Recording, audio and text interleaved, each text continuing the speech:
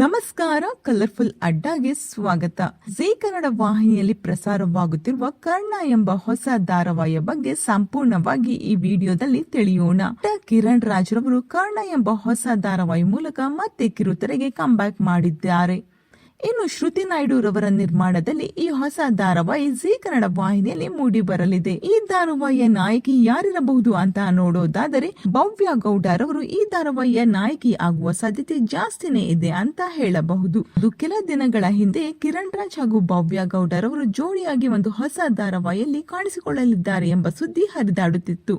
ಈಗ ಕಿರಣ್ ರಾಜ್ ರವರು ಕರ್ಣ ಎಂಬ ಹೊಸ ಧಾರಾವಾಹಿ ಮೂಲಕ ಮತ್ತೆ ಕಿರುತೆರೆಗೆ ಎಂಟ್ರಿ ನೀಡಿದ್ದಾರೆ.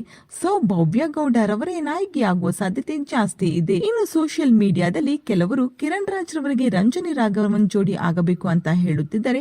ಇನ್ನು ಕೆಲವರು ಮೋಕ್ಷಿತಾ ಅಥವಾ ಭವ್ಯ ರವರು ಜೋಡಿ ಆಗಬೇಕು ಅಂತ ಹೇಳುತ್ತಿದ್ದಾರೆ. ಇನ್ನು ಕಿರಣ್ ರಾಜ್ ರವರು ಕಂಬ್ಯಾಕ್ ಮಾಡಿದ್ದು ನಿಮಗೆ ಇಷ್ಟವಾಯ್ತಾ ಇಲ್ಲವಾ ಅನ್ನೋದನ್ನ ಕಮೆಂಟ್ ಮೂಲಕ ತಿಳಿಸಿ. ಈ ಒಂದು ವಿಡಿಯೋ ನಿಮಗೆ ಇಷ್ಟವಾಗಿದ್ದರೆ ಲೈಕ್ ಮಾಡಿ, ಶೇರ್ ಮಾಡಿ, ನಮ್ಮ ಕಲರ್ಫುಲ್ ಅಡ್ಡ ಚಾನೆಲ್ ನ ಸಬ್ಸ್ಕ್ರೈಬ್ ಮಾಡ್ಕೊಳ್ಳಿ. Thank you.